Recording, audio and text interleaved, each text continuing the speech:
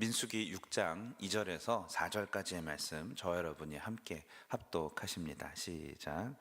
이스라엘 자손에게 전하여 그들에게 이르라. 남자나 여자가 특별한 서원 곧 나실인의 서원을 하고 자기 몸을 구별하여 여호와께 드리려고 하면 포도주와 독주를 멀리하며 포도주로 된 초나 독주로 된 초를 마시지 말며 포도즙도 마시지 말며 생포도나 건포도도 먹지 말지니 자기 몸을 구별하는 모든 날 동안에는 포도나무 솟아는 씨나 껍질이라도 먹지 말지며.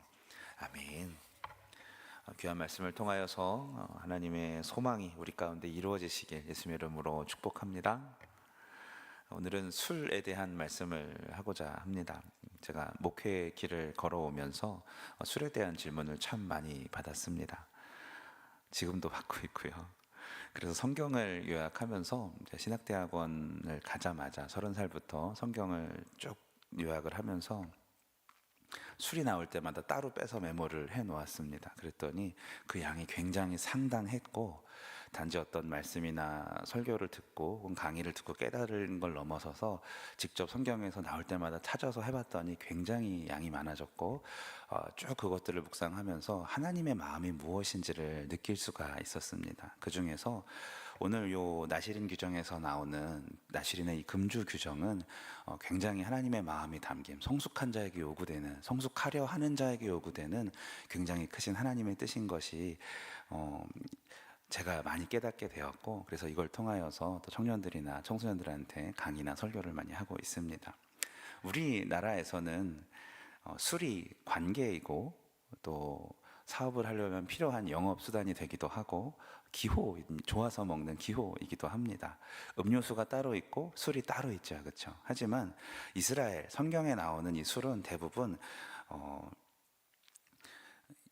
삶이고 또 음료로 사용되어집니다. 한국 하면 떠오르는 음식이 김치인 것처럼 이스라엘 하면 포도가 나오게 되는 것인데, 주력 수출품이고 성경에서도 그래서 포도 비유가 굉장히 많이 나옵니다.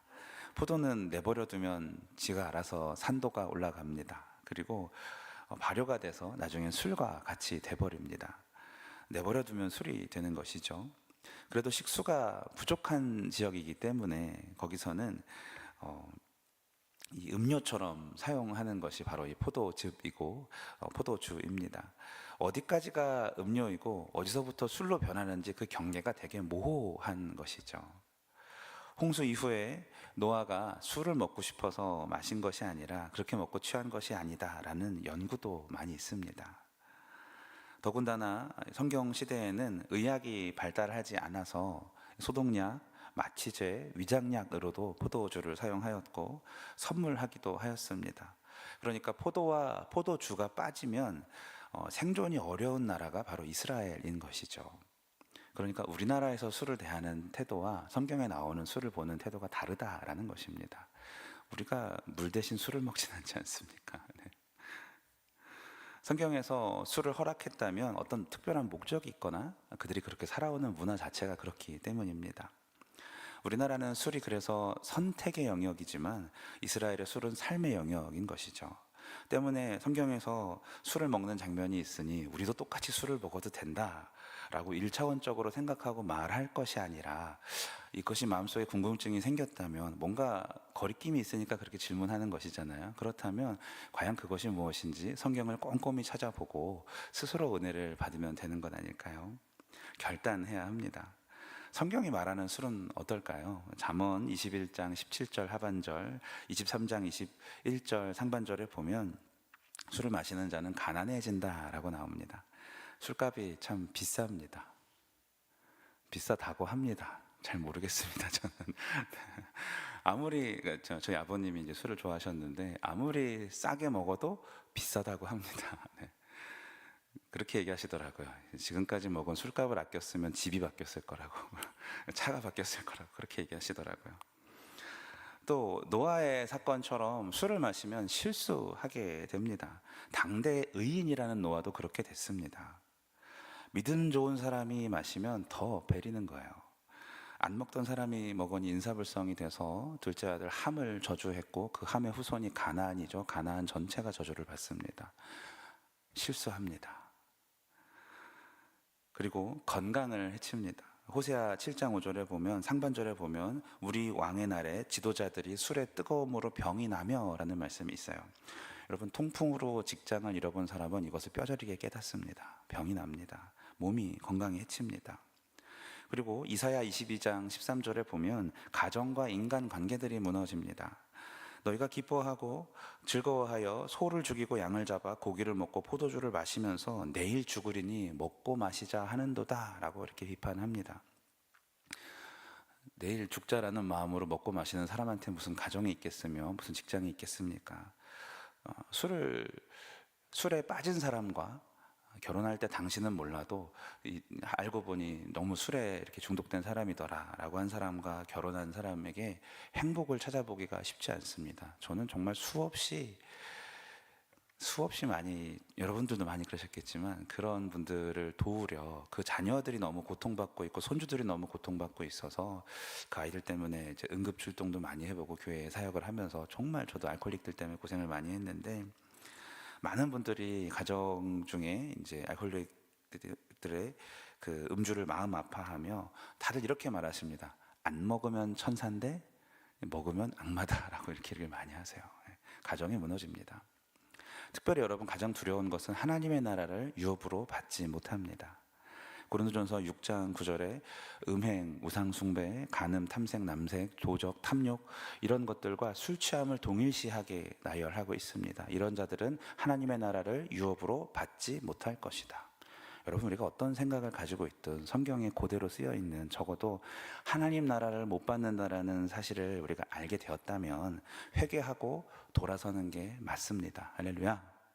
우리는 성경 그대로를 믿는 사람들이지 않습니까? 구약에서 출애굽 백성들에게 오늘 말씀으로 돌아와서 하나님의 거룩한 백성이 된 모두에게 주시는 유일한 성숙의 기회가 하나 있어요. 남녀 노소를 가르지 않고 모두가 자원할 수 있게 하는 것이 바로 이 나실인에 대한 서원입니다.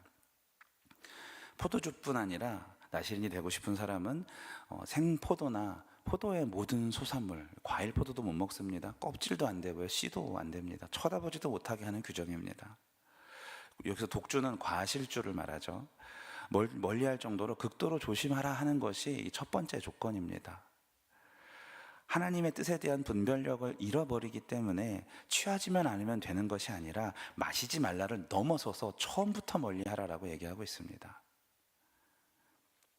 신약으로 내려오면요, 이 나실인의 개념은 예수님께서 자기를 부인하라라고 하신 십자가를 지는 삶으로 더욱더 치열해지게 됩니다. 한두 종류의 음식을 금지하는 것이 아니라 자기 부인, 이게 뭐죠? 내가 아닌 사람이 되라라고 얘기를 하고 있어요. 부드러워진 것이 아니라 더 강력해지는 것 아니겠습니까? 우리 교회 가운데는 오늘 말씀 앞에서 아무렇지 않은 성도들도 계실 것이고 당황하시는 분들도 있을지 모르겠습니다. 더러는 원치 않는 상황 속에서 술자리에 참석을 해야 되는 사람 직업 때문에 그런 분들도 계실 것이고, 또 하나님의 뜻을 이미 알고 마음에 부담이 있지만 연약하여서 벗어나는 것이 쉽지 않은 분들도 계실 것입니다.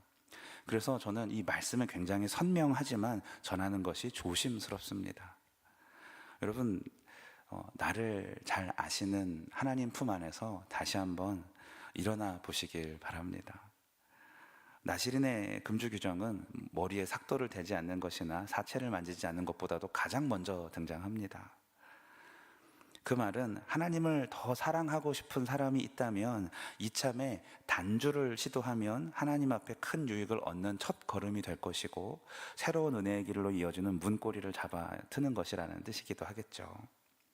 하나님이 참 사랑하시는 성결 가족 여러분, 나실인도 일시적인 나실인이 있고 종신 나실인이 있습니다. 둘 다 좋습니다. 중요한 건 그렇게 결단을 했다가 실수하면 너 땡, 탈락이야 이렇게 말씀하지 아니하시고, 오늘 말씀 12절을 보면 다시 시작할 수 있게, 다시 도전할 수 있게 말씀하셨습니다.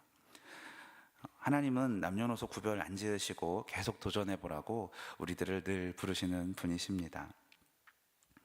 여러분, 우리 모두 지금의 상황 속에서 성숙의 자리로 초대하시는 하나님의 말씀을 붙드셔서, 혹 가족 때문에 음주로 인하여서 조금 어려운 환경에 있는 사람들이 있다면 더욱더 기도하면서, 하나님께서 이것은 단지 개인의 어떤 선택을 넘어서서 성숙으로 나아가는 길에 우리들 모두가 동참할 수 있기를 위하여 기도해 주시고 중보해 주시길 바랍니다. 하나님의 은혜와 하나님의 정결의 기쁨을 누리시는 서원과 결단이 우리 가운데 있기를 예수의 이름으로 축복합니다.